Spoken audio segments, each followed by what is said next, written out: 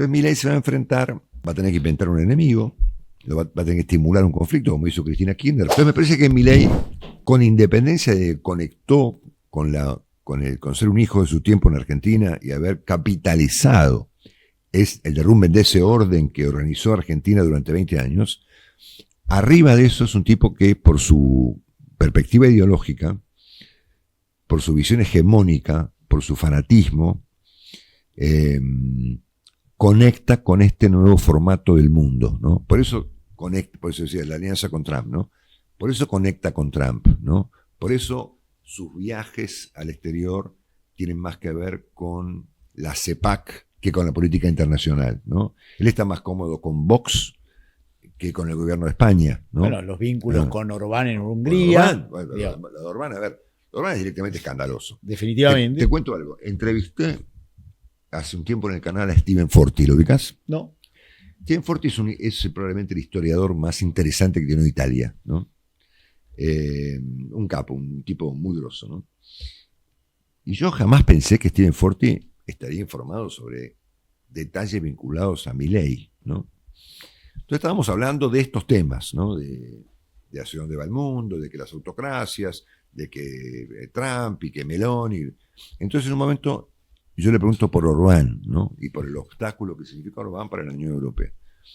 Y él me dice, esto fue en mayo o en junio pasado, están viniendo ahora acá a Hungría, él está en Italia, ¿no? Unos tipos de Milei. Sí, claro, le digo, ¿cómo se llama? Laje y toda su gente, ¿no? Que luego publicaron una especie de, hasta de festejo de ir a ver a un autócrata, ¿no es cierto? Totalmente, bueno, era su campeonato del mundo. Exactamente. Y él me sugirió, no me sugirió, me lo dijo, que eso era un negocio. Y Forti es un tipo importante. Bueno, ¿no? Acaba de salir un libro que habla sobre toda la internacional de financiamiento de la nueva derecha, que es muy interesante porque además acá aparecen todos estos tecnócratas, que algunos tenemos acá, digo. Bueno, algunos no viven acá porque viven en Uruguay. Pero, digo, y viven en Uruguay para no pagar impuestos. Y reciben ayuda del Estado para eludir impuestos, tener exenciones impositivas. Muy interesante, pero bueno, es la que nos toca. Y nos dan lecciones de moral desde las redes. Bien interesante. Ahora, eso conecta con ese mundo. Claro. Porque eso financia eso, porque lo que tienen es el descreimiento de las instancias intermediadoras de la democracia.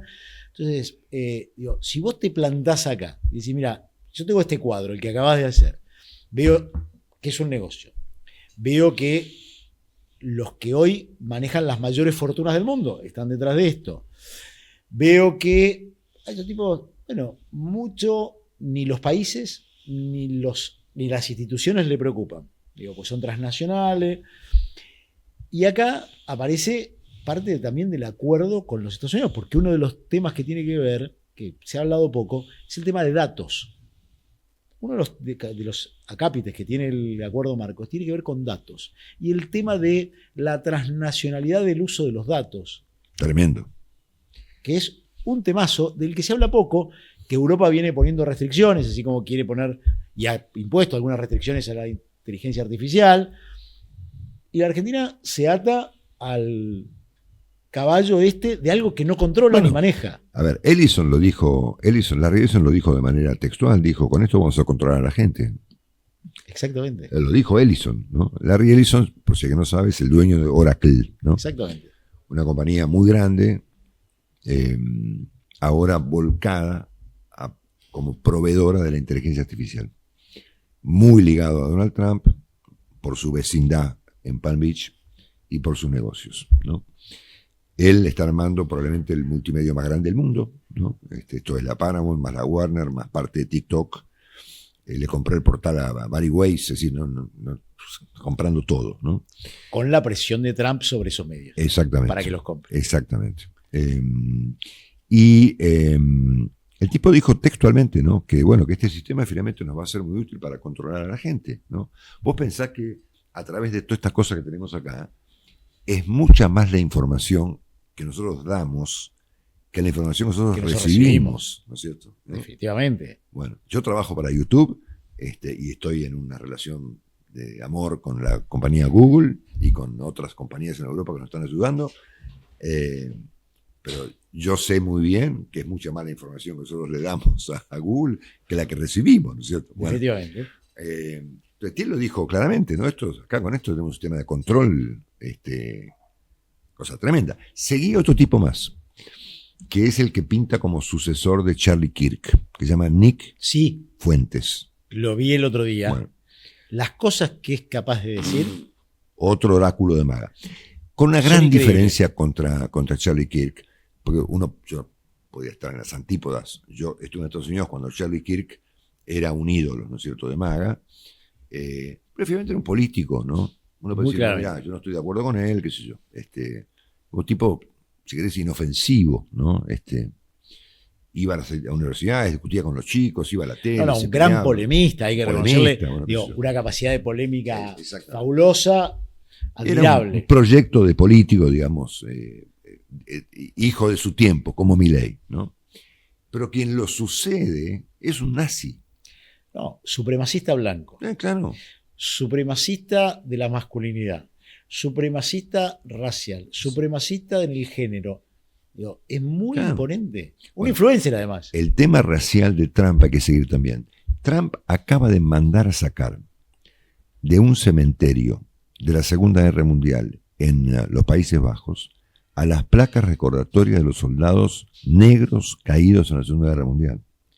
Bueno, Vos decís, ¿está totalmente loco? Sí, Trump decidió no ir a la reunión del G20 en Sudáfrica, a exactamente. lo que lo siguió Milei Exactamente. que en otra- Con un argumento delirante. de el maltrato que están sufriendo No. los blancos en Sudáfrica. Esto es, digo, y el presidente de la Argentina lo siguió en la decisión de no estar allí por esto. Mira, hay un experto en Trump, ¿no?, que se llama Anthony Gutiérrez Rubí, Sí, claro. que es un experto en campaña, es un Bueno, Al que Milei lo quiso expulsó echar de la Argentina. Lo quiso echar de la Argentina, quiso sí. echar de la Argentina. Porque era jefe, él era la estratega de campaña de campaña Massa. fue de Massa y después de Jorge Claro, Macri, pero su después odio venía de Massa, exactamente. porque él dice que es Bueno. el jefe de los Sí. tosedores. Anthony escribe, el jefe de los tosedores, habitualmente una columna de seguimiento de Trump, que es fascinante, en el País de En Madrid. el país. No, Es muy buena y hasta divertida, te diría, ¿no? Y en un momento él dice que una de las estrategias de Trump, y es genial lo que dice, se llama inundar la zona. Sí, mira, te meto, Flat te the zone. armo tanto quilombo todo el tiempo que no te dejo ni pensar, ¿no es cierto? Bueno, eso No. lo cuenta muy bien en Los Ingenieros del Caos, da Empoli, Claro. y que ahora, que en su nuevo libro, Los Depredadores, el tipo tiene una definición que es la bajada de la tapa, es el caos ya no es una herramienta de los revolucionarios, sino es la forma de control de los poderosos. Exactamente. Digo, generar este Antonio caos, lo llama inundar la zona. flat the zone. Exactamente. Entonces llega un momento de decir, a ver, ¿para dónde? Decir, a ver, ayer me sacaste la placa de los soldados negros caídos en la Guerra Mundial. Hoy me indultás al No hay Liliani. manera de procesarlo. Ayer firmaste un acuerdo con Pakistán. Mañana te... Bueno, No hay manera de una manera de procesarlo. procesarlo, exactamente. Pero si vos lo mirás en el último año y medio de Milei, no hay mucha diferencia. Porque la generación Es de lo mismo. pequeños incidentes que se tornan en acontecimiento, Es lo mismo. muchos que escandalizan, Sí. porque ese es el objetivo, ¿no? Es decir, te escandalizo, te Mm. provoco una reacción emocional frente a esto, positiva o negativa, según cada donde se para. Este es el punto, ¿no? Claro. Decís, Y el tema del tipo Fuentes, Nick Fuentes, conecta con el periodismo militante, ¿no? Porque finalmente quien le da manija y quien lo pone en la televisión o en las redes sociales a este tipo que es literalmente un nazi, un antisemita, absolutamente. es Tucker Carlson. Exactamente. Claro. Pero ahí das un punto. Vos dijiste Mm. antes, ¿a quiénes ahora le toca atacar ante el vacío de la política? A nosotros. Pero ese nosotros es un nosotros relativamente acotado. Fíjate que Milei no ataca, y Trump tampoco, a los extremos. No, ataca al medio. Claro, obviamente. Porque, ¿cuál es el problema? El núcleo blando de su votante. A los que el medio le llega. Se empapa, es una burbuja permeable. No es la burbuja impermeable de Sí. los fanáticos. Es muy interesante cómo la televisión paraoficial está intentando sostener la existencia del kirchnerismo. Se les va, ¿entendés? Claro. Se deben estar desesperados, ¿no? Vos fíjate que, a ver, estamos claros que el peronismo está hay un trabajo súper interesante, que hizo José Nathanson, Sí. publicado en el Le Monde Diplomatique, Diplomatique. unas horas después de las elecciones, donde él llega a plantear la perspectiva de que el peronismo termine como radicalismo, es decir, con 1% de los votos, ¿no? Es decir, que estemos en presencia de un fenómeno que Bueno, la segunda parte de este programa eh, viene Juan Manuel Abalmedina y Pablo Tuzón para hablar de la pieza arqueológica del peronismo. Claro, total, eso es lo que anticipa Bueno, eventualmente. De eso vamos a hablar en la segunda. Nathanson. A ver, ¿qué queda y en qué va a derivar? Claro, entonces hoy fíjate que se vuelve noticia en la tele, por ejemplo, lo que dice este tipo, ¿cómo se llama? Navarro, ¿no? ¿Cómo se llama? El nombre de pila no me lo acuerdo. Sí. Roberto Navarro, bien, muy ¿no? bien, Jere. O cualquier cosa que cualquiera haya dicho en favor de Cristina o en su contra en los últimos tiempos, ¿no? Porque hace falta mantener, estimular la ira contra algo. Ahora ese algo está desapareciendo, ¿no? Entonces Milei se va a enfrentar, va a tener que inventar un enemigo, va a tener que estimular un conflicto, como hizo Cristina Kirchner cuando eran hegemónicos, y en ese caso fue Clarín.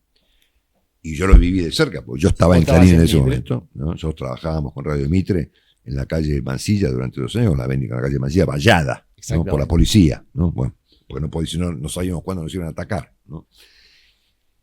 Pero además Milei enfrenta, si tengo un minuto más, sí, claro, algunos problemas, ¿no? El primero es que su situación política actual es muy parecida, si no idéntica, a la de Mauricio Macri cuando gana la elección de medio término en 2017, ¿no? Ganó, pero no le alcanza. Entonces yo ahí, si querés, te doy yo ahí planteé en el canal una perspectiva que la hice a propósito, digamos, planteé un extremo para que se entienda lo que yo quería manifestar. Que hace falta un consenso que tenga una traducción ejecutiva.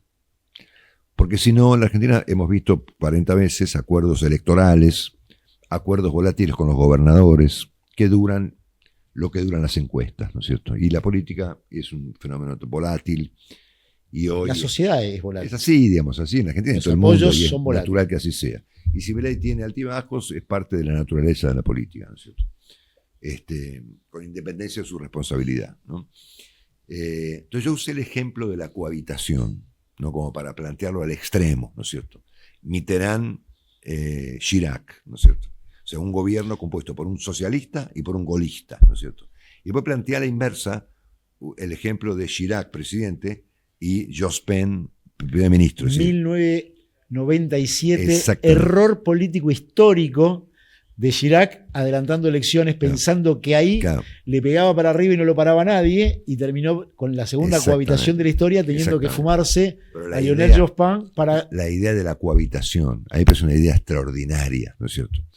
Que vos fíjate que yo creo que Alfonsín la insinuó cuando introduce la figura del jefe de gabinete en la reforma de la Constitución.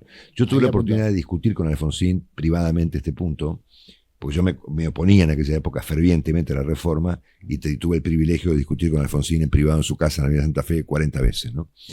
Y él veía en esa figura del jefe de gabinete la idea futura de que ante una fragmentación política que vuelve a la Argentina complicada de gobernar, había una chance de cohabitación. Exactamente. Bueno.